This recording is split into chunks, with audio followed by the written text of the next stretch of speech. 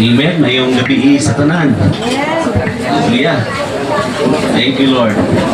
Murag napay dengan bakante diri sa Tubangan. Amen. So, kung yayo matunusa sa pagtindog sa kuliti mong katapat sa wala sa too, tapos iyan po iyan kinabuhi. Hallelujah. Amen. Iyan po Lord, salamat na Diyos. Karong gabi, salamat po ka. Salamat na po yung ginaganti. Ikaw ka po sa slide. Ikaw pagkalunay. Lord, kasi kinabuhi. Sa mga lakaw, sa pagkalunay mga Diyos. Salamat po ka Diyos. Michael, glorify your name. Salamat po Diyos. Napay ka kumabutang. Kasi natin po Diyos. Kinabuhi. Ikan niya ka rin. Lord, tanan nga ni Aka Diyos. Ako Lord, kalunay. Lord, tando ka nila. Lord, salamat po Diyos. Lord God, magpagpong. Lord God, magrasing po Diyos. Salamat Lord God, karong gabi. Salamat God, pagpapalayan God sa pagpapalayan mo Lord God. Salamat Lord God sa grasya. Salamat sa panalangin. Salamat sa pagpapalayan o Diyos. Na mga ating ikanikan o Diyos. Salamat in the name of Jesus. Amen. Hallelujah. Palakpakan na itong Ginoo. Amen. Thank you, Lord. Na si Uncle Alex, si Ate Amy. Amen. Kuya po niya si Joseph. Hallelujah. Una itong dating drummer sa main church. Hallelujah. So, before tayo mamati no, sa pulo sa Ginoo, ato sa mga testimony. Amen. Ako sang unang tawagon si Brother Daniel sa Santa Cruz. Hallelujah. Atag niya siya na kamay testimony. Siya kinabuhi. Amen.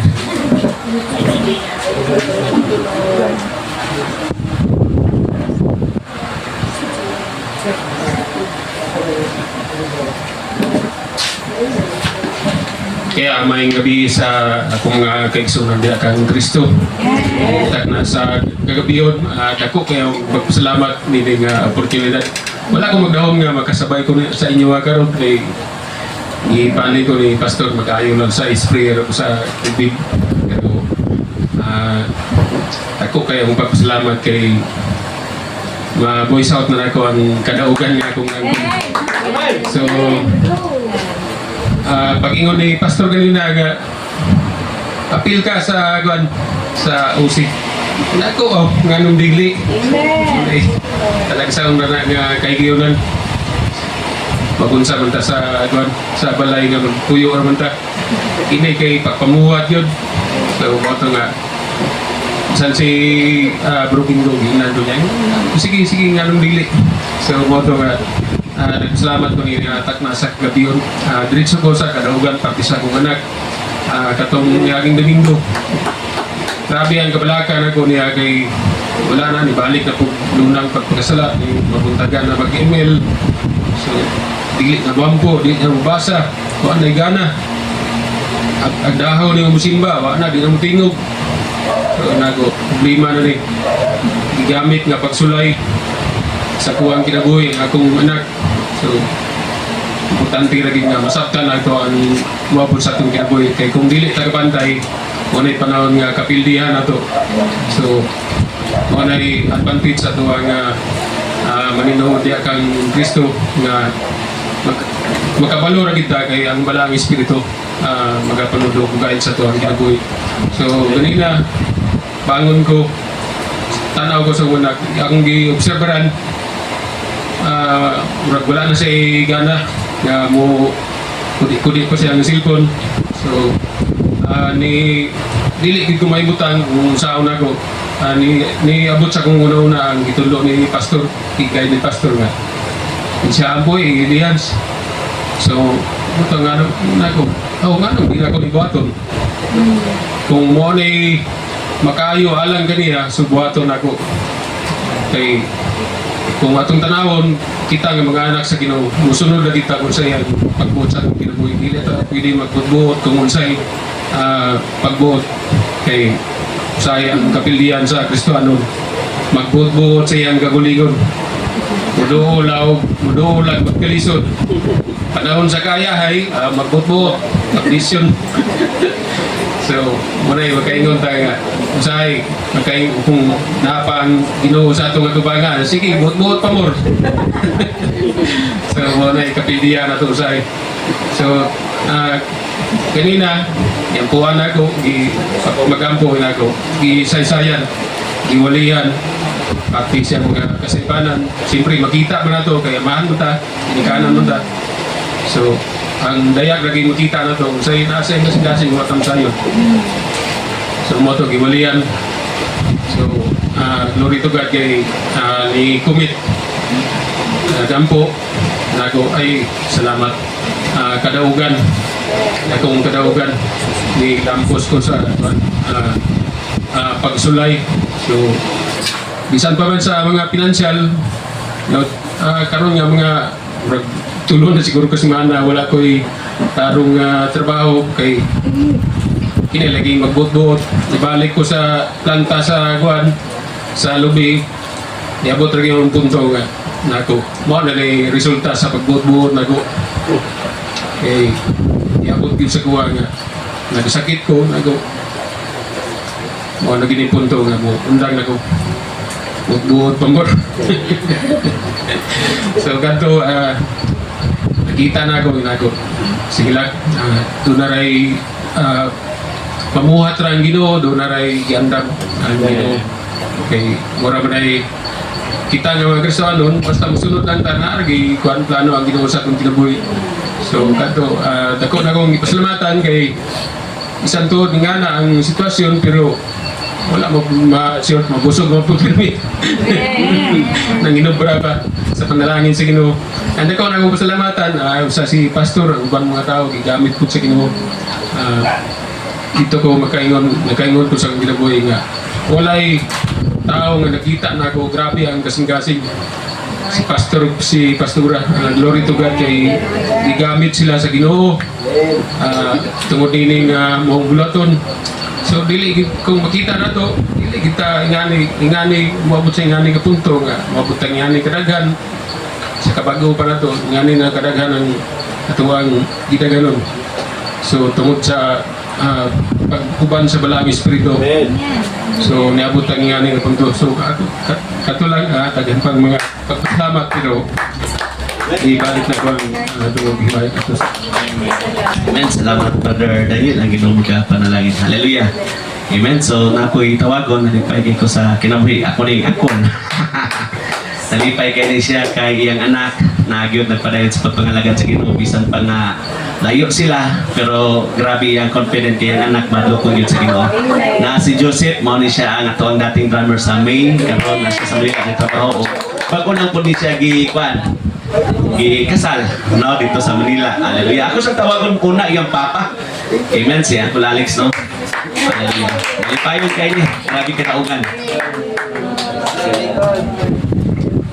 Thank you, Pastor. Nako'y problema ba? Sa tindugan ni ko diri, di na ako kabalo mo undang. Lakpakan na lang ang Ginoo. Glory to God. Grabe yung kataugan gibat sa Ginoo. So, amo say ani akong tawagon si Brother Joseph o si atong bagong anak. Gayag yung gidala sa Ginoo.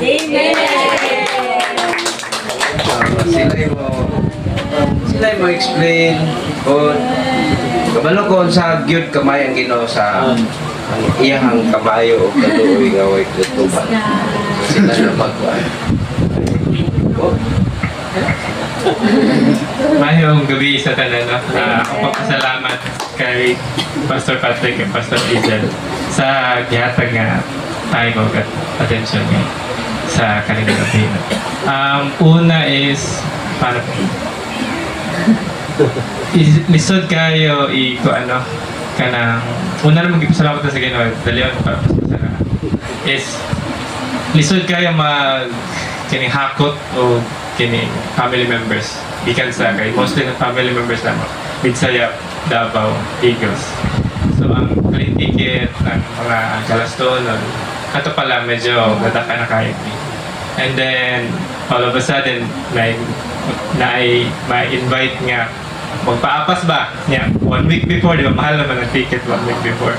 So, nag-invite kami 3 months before para maka-prepare. And then, ay magpahabol, pero pinaka the best nga nagtabo sa mga napakita ang milagro ang Ginoo is katong i-provide niya tanan. Enough na gyud, wala may kautang, enough na gyud kung sa'y naalatan mga budget. Kato, isa to, and then kadua is garden wedding. Ang isa sa mga risk sa isa garden wedding is muulan, di ba? Wala ato. And so nahitabo ang among isa sa fear. Okay, during garden wedding, pagsugod yun, pag 4 p.m. man ang start sa ceremony, pagsugod yun, dito ni bunda kang ulan. So, and then, nagsugod naghawa ang mga tao sa bangko. And then, taod-taod, pwede na may continue. Continue ka, ang mga. Sige, para mag-ikulbaan si brother. Okay, may gabi sa tanan, may gabi po.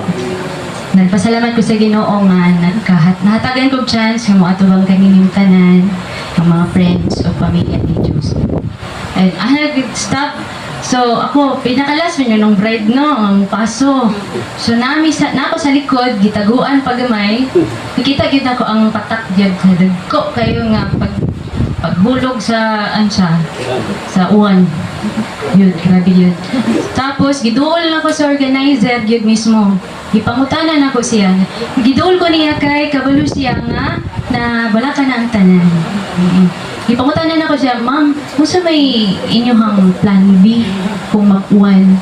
Ang iyang ingon, at wala yun ang isulong o dili ba, stop sa na to. Then, pagkawa na to, yan po ko sa Ginoo, kauban, kabalo ko nga dili lang ako, kundi tanan nga relationship sa Ginoo nga naali adto Okay, sa tinuod lang, nagpaso na ang sa daw, silip man ko no, silip ko sa tubangan, ni paso na ang sa entourage, ni hawa sila sa bangko, nagpadaplin yun, kay patak-patak na yun ang all. Pero tong time na nga, well, dili man yun siya, nako ay napansin, na pagpaso na ko, ano lang po, nadunggan na po ako sa mga testimony sa mga estudyante na nag-facilitate sa area na ito, nihayag ang kalangitan. Salamat kay Coach. That day po, wala akong papa atong time. Pero nagpamatuod to nga, kapag anak ka sa Ginoong, ubanan yun kami. He was our father, my father, your father, our father na was with me during that time.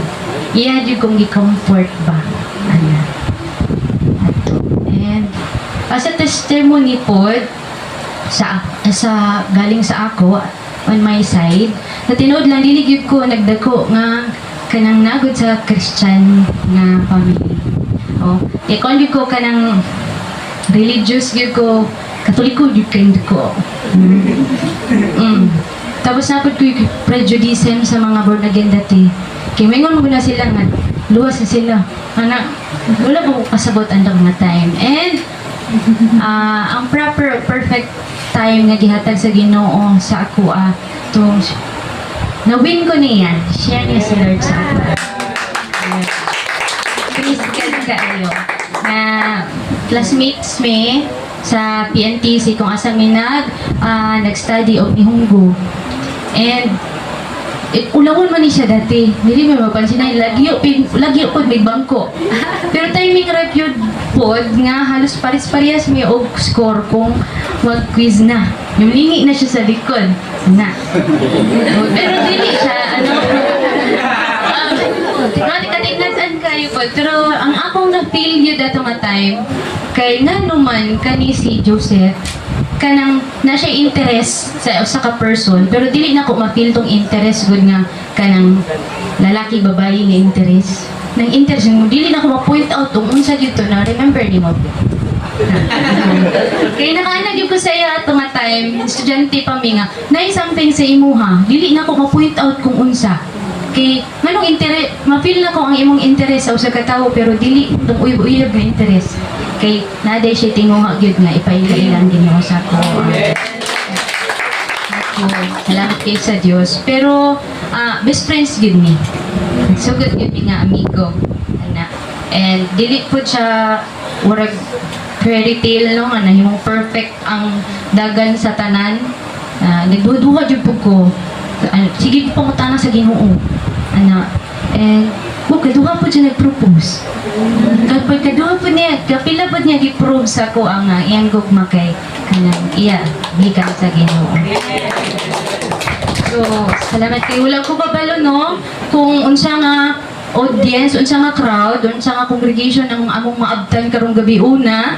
Sabi na ko friends niya, nalipay ko nga daghan og mga youth. Oh.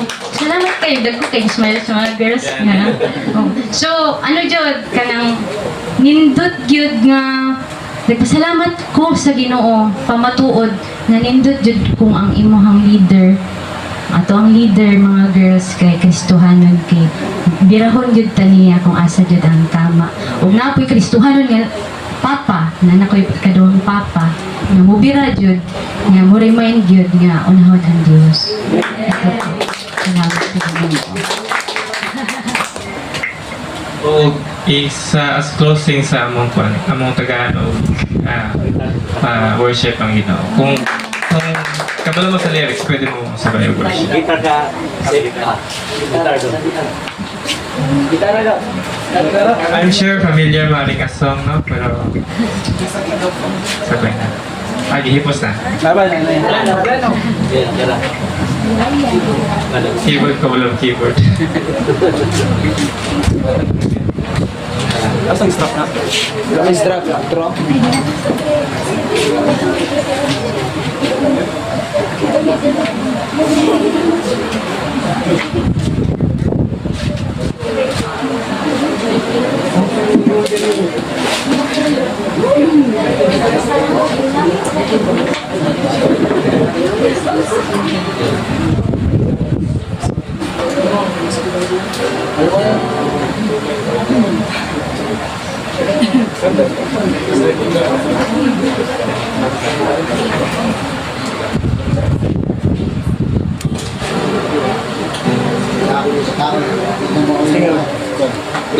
Ano? Okay. Okay.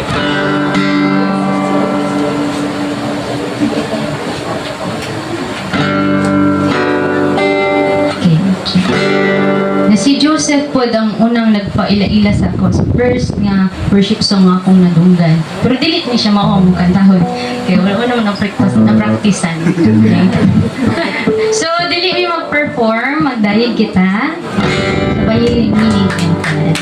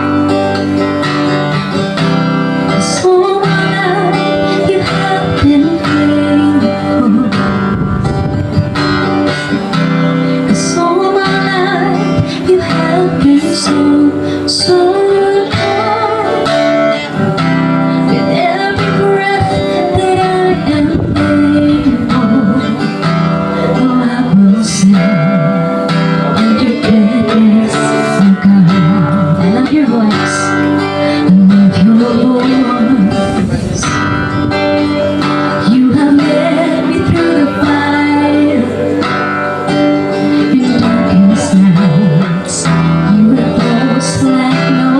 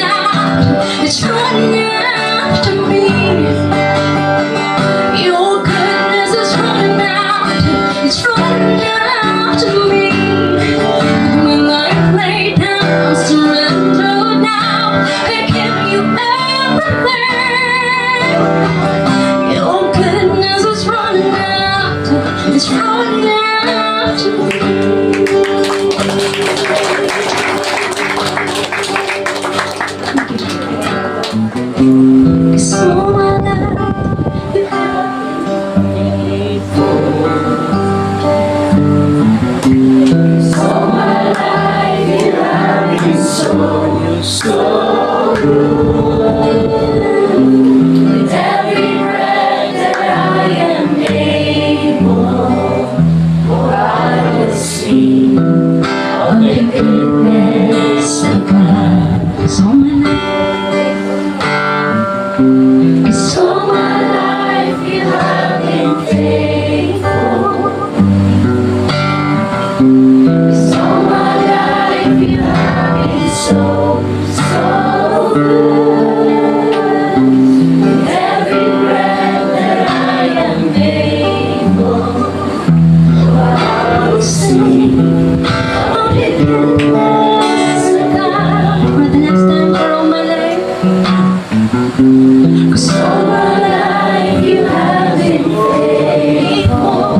Louder. Cause all my life you have been so good. With every breath that I am able, I will sing of your goodness of God. I will sing of your goodness of God. I will sing of your goodness of God.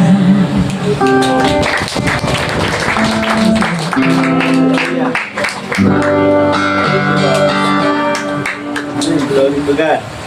Thank you, Lord. Amen. Sa tibok na tong kinabuhi, nagpatinunan yun ang Diyos. Ingon anak siya kalayo sa itong kinabuhi. Amen. Kung gihangyo matagusa sa pagtindog, kung gihangyo si Brother Gary sa pagampo na ito sa itong testimony. Yes, Lord, dagang salamat ng takna sa kagabi. Salamat sa matang sa araw. Ginoo, nga niya Ginoo. Andam ngayon nga mo day. Mo pasalamat, mo simba nga nakanimo sa espiritu sa kamaturan. Ginoo, kining takna, usa ka espesyal nga takna Ginoo tungod kay ikaw among sugaton diya sa espiritu kamaturan Ginoo. Lord God, salamat sa matang usangan ni karon dinhi Ginoo, andama ang matag sa kanamo, imo ang kami nga takos diya sa mga tubangan, nga mosugat sa imong balang presensya o Dios. Hinloy among kasing-kasing, among unahuna, among naa sa tinanawan, kung sa man Ginoo among nahimo ang kalapasan Ginoo. Lord, pasaylo kami, padapli na mo ang tanan, makasamok sa ampun paminaw sa imong pulong. Sa makapausa pa Diyos, kami nagapasalamat sa mga testimony o Diyos, sa mga kanakan. Kato Diyos na sayad ko, nga nahimo katong insenso, pahamot linaw ng usulbong anak sa imong balaan na trono. Ginong Diyos, ang tanan na mong ginahimo, wala ang imo kining tanan o Diyos. Busa, ikaw mong himayaon, ikaw mong daigon, pagkapasalamatan, sa tanan nga kitabo sa mong kinabuhi o Diyos. Kaya among giila Ginoo, nga kung wala ka sa imong kinabuhi, wala dito kami mahimo Ginoo. Busa Lord, ang tanan, kadungganan, kahimayaan Ginoo, kanimo lamang sa pangalan ni Ginoo Hesus. Amen.